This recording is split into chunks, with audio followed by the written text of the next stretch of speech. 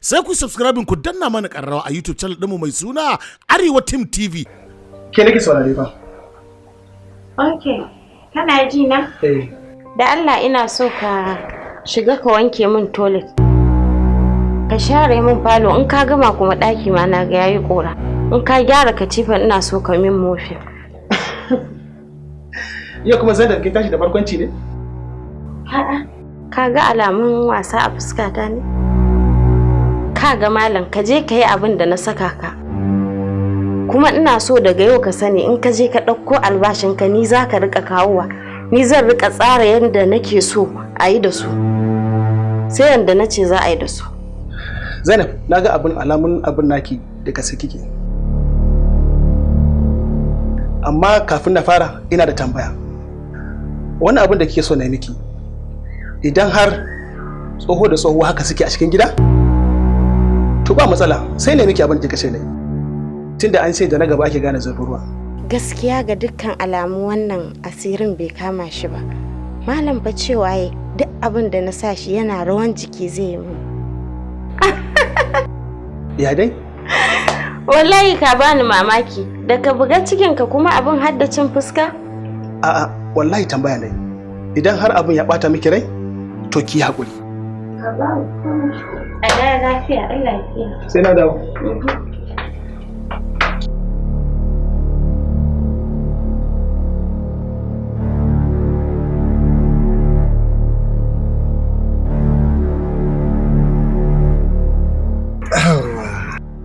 Baby na, da Allah ina so in je can baya saboda umma ta aike ni amma ba daɗewa zan yi ba.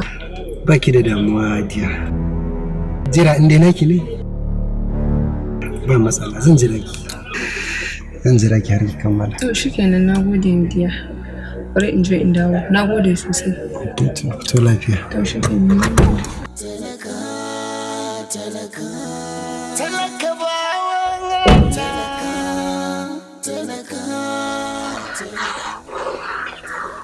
Assalamu alaikum. Alaikum assalam. Ya daɗe malam. To ka je da zafi. Ka je ka same shi. In bai kawo maka ba, in bai baka ba, ka ɗauko shi kamun shi nan. Da yi jika. Malam ba ka yi. Ka ja wani gana ku? Da yi jika. Aljani ne yake manganta mashin ne nake aikansa. Ina gajiya. Lafiya lau malam. Audawa kai? Fita!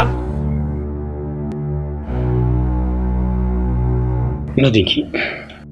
Ina zuwa.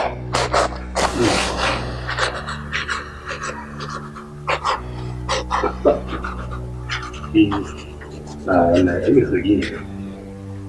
Abin sauki.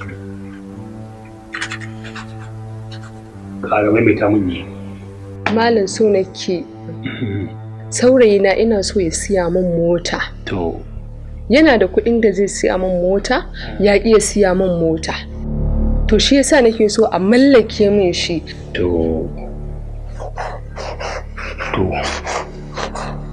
so kike da kanki ki ɗauko motar ko ku shi kike so ya ɗauko ya kawo miki? Shi nake so ya kawo min makullin motar da hannunsa tunda yana da kuɗin siyan mota.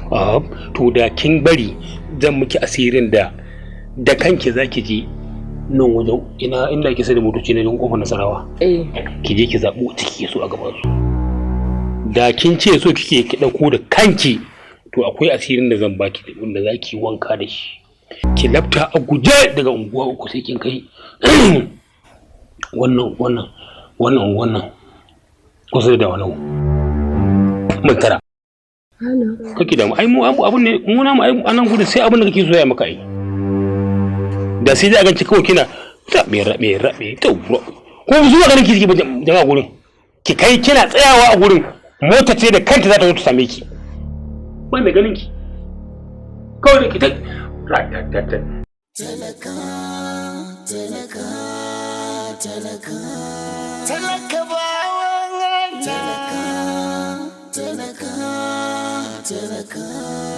talaka bawan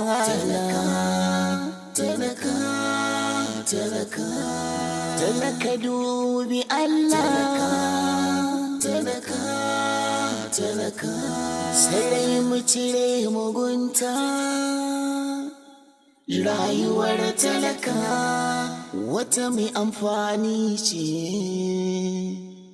rayuwar talaka wata mummuna ce, rayuwar talaka wata mai cuta ce. Sorry my dear, kai haƙuri na baka tun ɗaji a zoni. Baki da matsala, ba komai. Yawwa, mu tafi ko?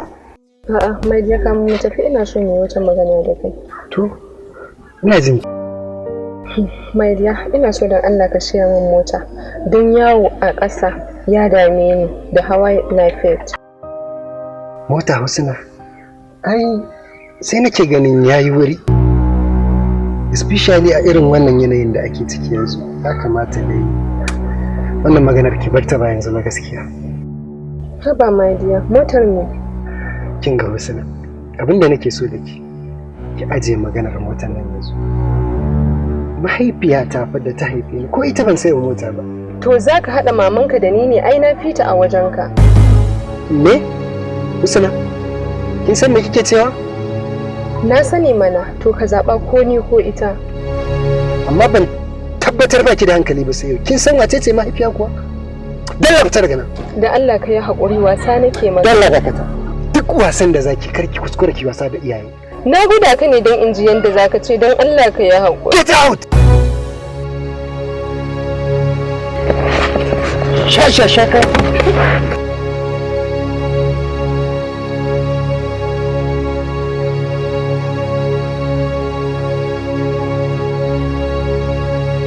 Wayyo Allah na, Malam ya cuce ni. Maimakon ya gara alaƙata da shi sai ya shiga tsakani. Amma Allah ya isa.